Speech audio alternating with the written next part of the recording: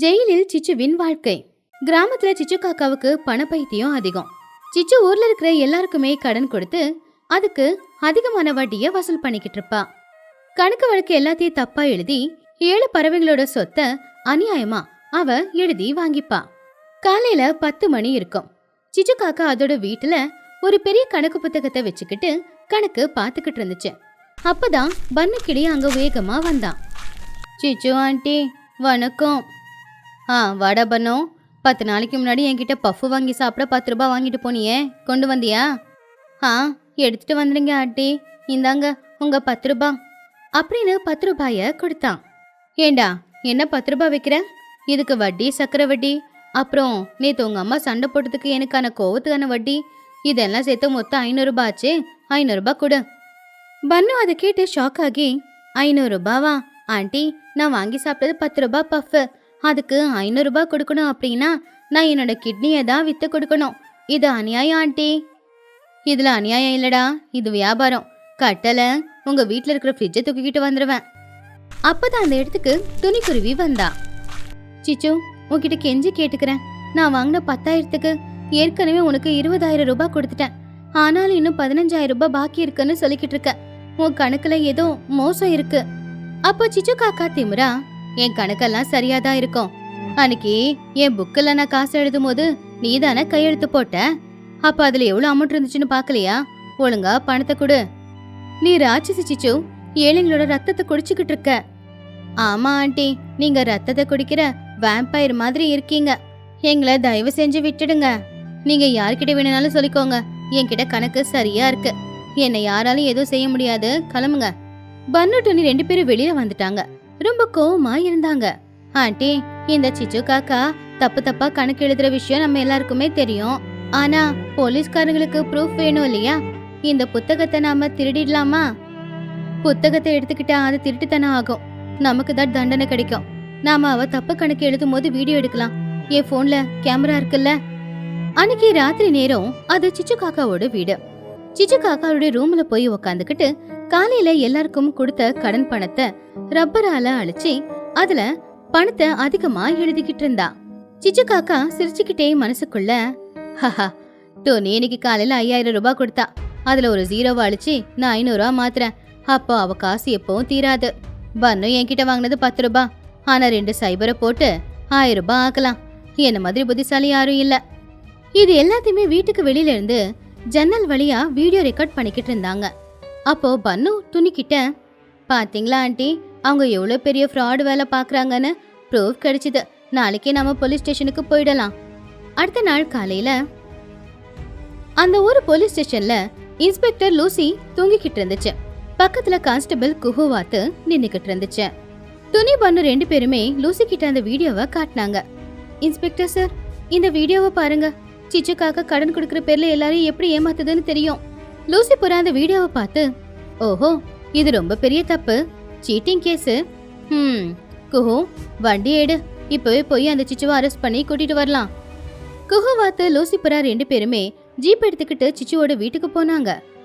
சிச்சு, you are under arrest. சிச்சு காக்கா பதட்டமா, அரெஸ்டா?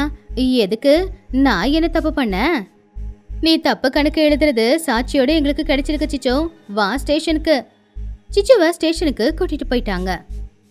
விஷயம் தெரிஞ்சு ஊச்சனங்க எல்லாரும் சந்தோஷமா இருந்தாங்க. சிச்சுவுக்கு சரியான பாடம் தான் கத்து கொடுத்துருக்காங்க, இவளுக்கெல்லாம் இப்படிதான் நடக்கணும் அப்படின்னு சொல்லி சந்தோஷப்பட்டாங்க. அன்னைக்கு ராத்திரி 8 மணி இருக்கும். ஜெயில் லாக்அப்ல சிச்சு காக்கா தரையில உட்காந்துக்கிட்டு கொசு அடிச்சுக்கிட்டு இருந்தா. ஐயோ, என்ன இந்த லாக்அப்ல இவ்வளவு கொசு கடிக்குது, ஃபேனோ இல்ல, என்னால இங்க இருக்கவே முடியாது. லூசியை எப்படியாவது விலைக்கு வாங்கிடணும். சிச்சு காக்கா லூசி புறாவை பக்கத்துல வர சொல்லி, லூசி இங்க வா, சின்னதா ஒரு பிசினஸ் டீல் பேசிக்கலாம்.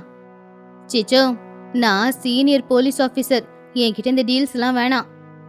நீ சீனியர்னு எனக்கும் தெரியும், ஆனா உன் கழுத்துல ஒரு டைமண்ட் நெக்லஸ் இருந்தா எவ்வளவு அழகா இருக்கும்.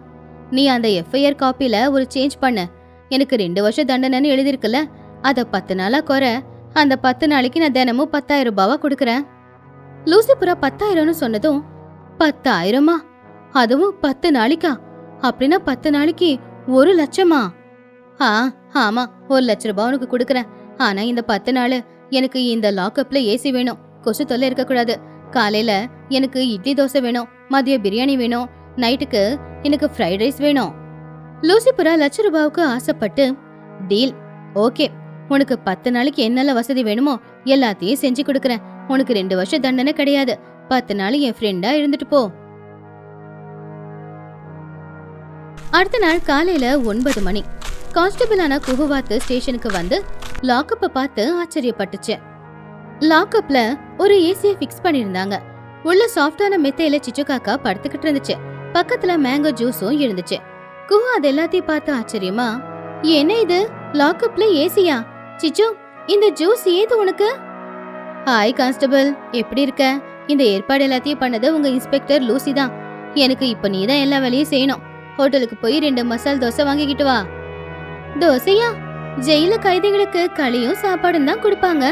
தோசை எங்காச்சும் கொடுப்பாங்களா? அப்போ லூசிபர் அங்க வந்து, குஹு எதுக்கு பேசாத, அவங்க இப்ப நமக்கு கெஸ்ட். அவங்க என்ன கேக்குறாங்களோ அதை வாங்கிட்டு வா. குஹு வாத்துக்கு புரிஞ்சு போச்சு லூசி சிச்சு கிட்ட லஞ்சம் வாங்கியிருக்குன்னு. அன்னைக்கு மதிய நேரம் சுட சுட பிரியாணியோட ஒரு கோக் கூட சிச்சுவோட லாக்கப் குள்ள போச்சு.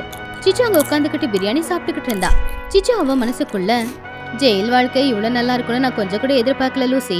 வீட்டுல இதெல்லாம் நானே சமைச்சு சாப்பிடணும், ஆனா இங்க இதெல்லாத்தையும் நீங்க கொண்டு வந்து கொடுக்குறீங்க, சூப்பர். கான்ஸ்டபிள் குஹுவாத்துக்கு அங்க நடக்கிறது பிடிக்கவே இல்ல. உடனே பன்னு அப்புறம் டொனி கிட்ட போய் குஹு விஷயத்த சொல்லுச்சு. டொனி, பன்னு, நீங்க சிச்சு காக்கா ஸ்டேஷன்ல கஷ்டப்படுறான்னு நினைச்சுக்கிட்டு இருக்கீங்க. ஆனா அவளுக்கு அங்க 5 ஸ்டார் ஹோட்டல் ட்ரீட்மெண்ட் நடந்துகிட்டு இருக்கு. காலையில மசால் தோசை, மதியம் பிரியாணி, சாயந்தரத்துக்கு ஃப்ரைட் ரைஸ்னு வகை வகையா உள்ள போய்கிட்டே இருக்கு.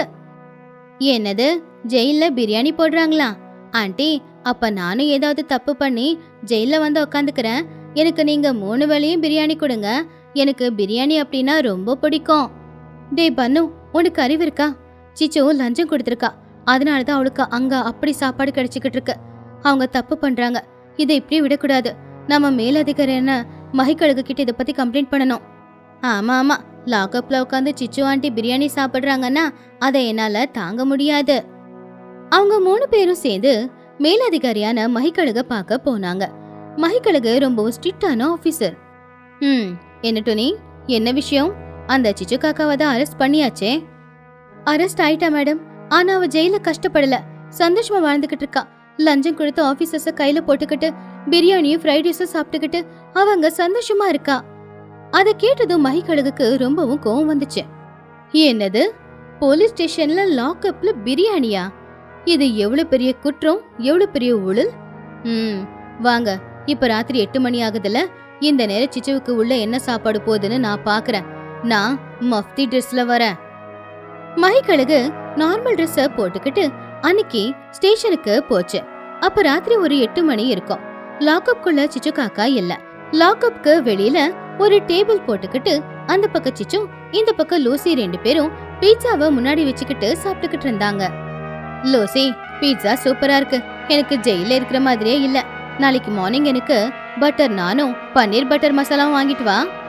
ஓகே சிச்சோ, நீ பணம் கொடுக்கற வரைக்கும் எனக்கு என்ன கஷ்டம் இருக்கு? தினமும் வெரைட்டியா வாங்கிட்டு வந்து கொடுக்கறேன், சாப்பிட்டு சாப்பிடு. அப்பதான் திடீர்னு லூசிக்கு பின்னாடி இருந்து ஏதோ ஒரு கம்பீரமான குரல் கேட்டுச்சு. ஓ, பீஸா ரொம்ப சூப்பரா இருக்கு போல லூசி, எனக்கும் ஒரு பீஸ் கிடைக்குமா அப்படின்னு சொன்னதுமே லூசி புறா பின்னாடி திரும்பி பார்த்துச்சு. மஃப்தில இருந்த எஸ்பி மகிக்கழுக பார்த்த உடனே அவளுக்கு உயிரே போன மாதிரி இருந்துச்சு. லூசி புறா சல்யூட் அடிச்சு நடுங்கிக்கிட்டே, எஸ்பி மேடம், நீங்க இங்க? நான் தான் லூசி, இங்க பீட்சா பார்ட்டி நடக்குதுன்னு கேள்விப்பட்டு வந்தேன் அப்படின்னு சொல்லி சிச்சுவை பார்த்து, என்ன சிச்சு, ஜெயிலுக்கு வந்தது தண்டனை அனுபவிக்கவா இல்ல இப்படி ஜாலியா இருக்கவா? அது மேடம், இங்க ஃபுட்டு எனக்கு ஒத்துக்கலன்னு நான் வெளியில இருந்து வாங்கிட்டு வர சொன்னேன். லூசி ரொம்ப நல்லவங்க. நல்லவங்க எல்லாம் இல்ல, இவங்க லஞ்சத்துக்காக என்ன வேணும்னாலும் பண்ணுவாங்க போல. பாருங்க, லாக்அப் குள்ள ஏசி இருக்கிறத நான் ஃபர்ஸ்ட் டைம் பாக்குறேன். மகிக்கழுகு அதை பார்த்து ரொம்ப கோவமா, என்ன லூசி இது, அக்யூஸ்ட லாக்அப் குள்ள வைக்காம வெளியில வச்சுக்கிட்டு இருக்க, அவளுக்கு பீட்சா வேற வாங்கி கொடுத்துக்கிட்டு இருக்க, என்ன எவ்வளவு லஞ்சம் வாங்கின? குஹு, இவளையும் சிச்சுவையும் 2 பேரையும் சேர்த்து இந்த லாக்அப்ல போட்டு இப்பவே பூட்டு போடு. மன்னிச்சிடுங்க மேடம், ஏதோ தெரியாம தப்பு பண்ணிட்டேன். பணத்தாசையில தயவு செஞ்சு என்னை வேலையை விட்டு தூக்கிடாதீங்க. இந்த மாதிரி தப்புக்கு இங்க மன்னிப்பே இல்ல. அப்புறம் சிச்சு, உனக்கு இந்த லோக்கல் ஜெயிலெல்லாம் சரியா இருக்காது. உன்னை இப்பவே நான் சிட்டில இருக்கிற சென்ட்ரல் ஜெயிலுக்கு மாத்திடுறேன். அங்க ஏசி இல்ல, ஃபேன் கூட இருக்காது, இந்த கட்டில் இல்ல, பாய் கூட இருக்காது. சாப்பிடுறதுக்கு 2 நேரம் கூழ் மட்டும்தான் கொடுப்பாங்க, 1 நேரம் களி. அத சாப்பிடு. சிச்சு காக்கா அதை கேட்டு பயந்து போய், என்னது சென்ட்ரல் ஜெயிலா? நானா? ஐயோ வேண்டாம் மஹி, வேண்டாம் வேண்டாம். நான் என் பணத்தை எல்லாத்தையுமே எல்லா ஏழைங்களுக்கு கொடுத்துடுறேன். தயவு செஞ்சு என் தண்டனையை குறைச்சிடுங்க. சிச்சு, ஏழைங்களோட வயிற்றுல கொட்டிக்கிட்டே நீ எவ்வளவு நாடகம் ஆடினாலும் இனி உன்னால தப்பிக்க முடியாது. ஆமா ஆண்டி, நீங்க ஜெயிலுக்குள்ள போய் நல்ல களியும் கூழும் சாப்பிடுங்க. நாங்க எல்லாரும் வெளியில இருந்து நல்ல சூடான பிரியாணிய சாப்பிடுறோம். மஹிக்கழகு ஆர்டர் பண்ணதுனால அங்க ஒரு பெரிய போலீஸ் வேன் வந்துச்சு. அதுல சிச்சுவையும் லூசியையும் ஏத்தி, போங்க போங்க 2 பேரும் சென்ட்ரலுக்கு போங்க, அங்க போய் நல்லா உட்காந்து களி சாப்பிடுங்க, பை பாய். சிச்சு காக்காவும் லூசி புறாவும் அங்கிருந்து சென்ட்ரல் ஜெயிலுக்கு போனாங்க. குஹு, நீ நேர்மையா வேலை பார்த்திருக்க, அதனால இனில இருந்து இந்த ஸ்டேஷனுக்கு நீ தான் புது இன்ஸ்பெக்டர். Thank you madam. அப்பாடா, எல்லாம் நல்லபடியா முடிஞ்சுது. ஆனா ஒரு சின்ன விஷயம், அவங்க சாப்பிட்றதுக்காக டேபிள்ல வாங்கி வச்சிருக்கிற அந்த பீட்சா ஆறி போனா நல்லா இருக்காது. அதனால அந்த பீட்சாவை நம்ம எல்லாரும் சேர்ந்து சாப்பிட்டுடலாமா? அப்பதான் அங்க வந்த சோட்டு கிளி, டேய், உனக்கு ஜெயில குடுக்கற சாப்பாடு ரொம்ப பிடிச்சிருக்குன்னா உன்னையும் அந்த வண்டியிலேயே ஏத்தி அனுப்பிடுவா நானு அப்படின்னு சொன்னப்போ பன்னு ஓட ஆரம்பிச்சா. எல்லாரும் சிரிச்சாங்க. கடலுக்கு நடுவுல ஒரு தீவு. கிராமத்துல சிச்சு காக்காவுக்கு எப்பவுமே ஷார்ட்கட்ல பெரிய பணக்காரி ஆகணுங்கிறது ஆசை. ஒரு நாள் கிராமத்துல குப்பை போட்டிருக்கிற இடத்துல ஏதோ தேடிக்கிட்டு இருக்கும்போது அவளுக்கு பழைய கிழிஞ்சு போன ஒரு காகிதம் கிடைச்சது. அதுல ஏதோ சில படங்கள், சில கோடுகள் எல்லாமே இருந்துச்சு. அதை பார்த்த உடனே சிச்சு காக்காவுக்கு இது ஏதோ மேப் மாதிரி தெரிஞ்சுது. கடலுக்கு நடுவுல எங்கேயோ ஒரு தீவுல புதையல் இருக்கு அப்படின்னு சிச்சு காக்கா கனவு கண்டா. அன்னைக்கு சாயந்தரம் 4 மணிக்கு சிச்சுவோட வீட்டுக்கு பின்னாடி ரகசியமா ஒரு கூட்டம். அங்க புஜ்ஜியும் பன்னுவும் உட்காந்துருந்தாங்க.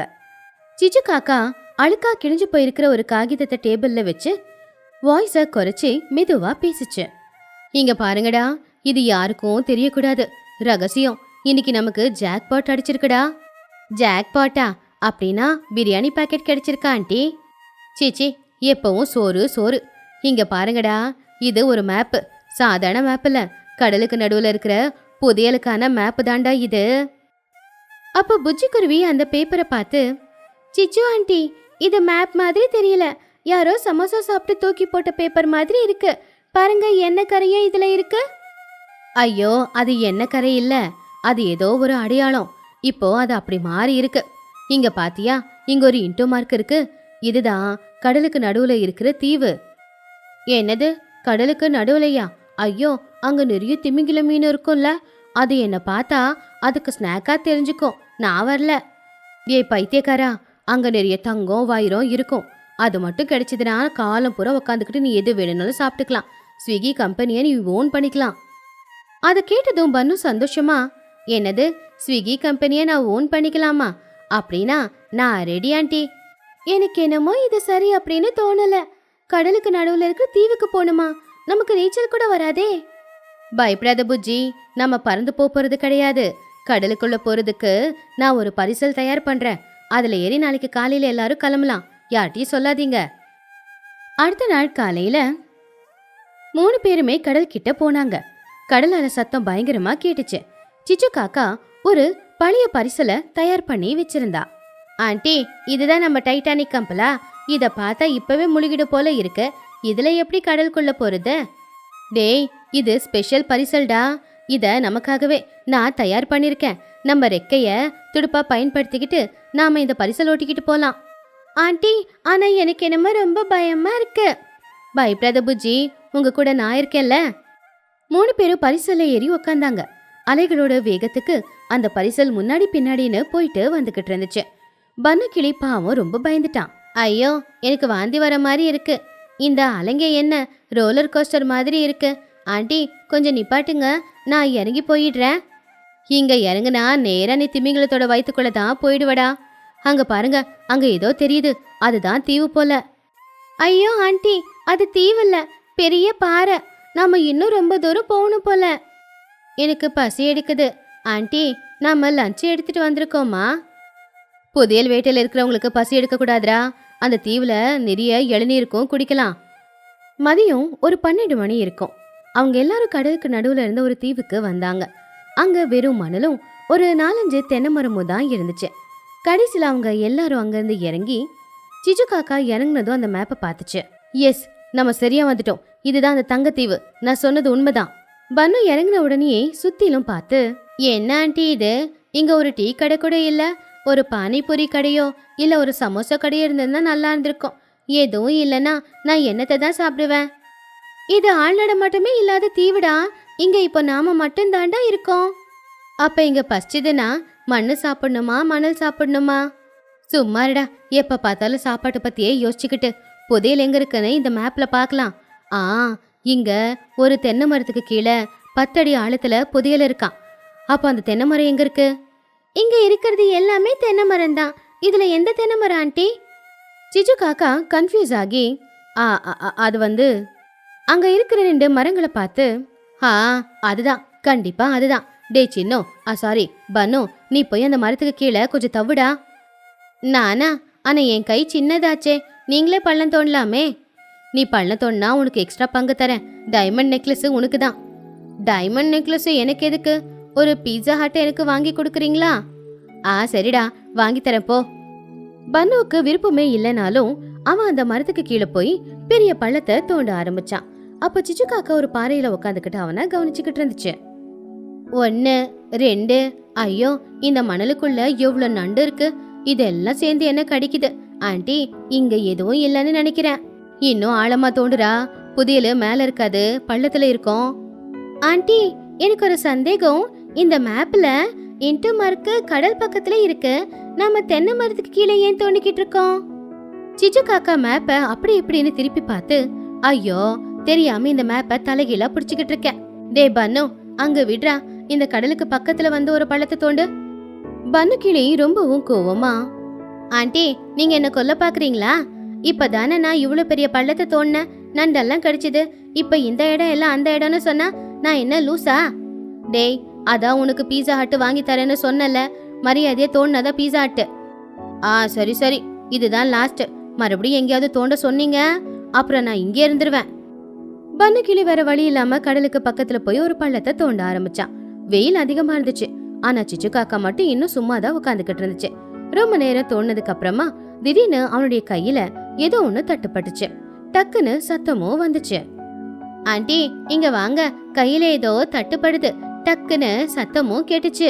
சிச்சு காக்கா ரொம்ப சந்தோஷமா, அப்படின்னா அதுதான் அந்த புதையலா இருக்கணும். இருடா, நான் இதோ வந்துடுறேன்.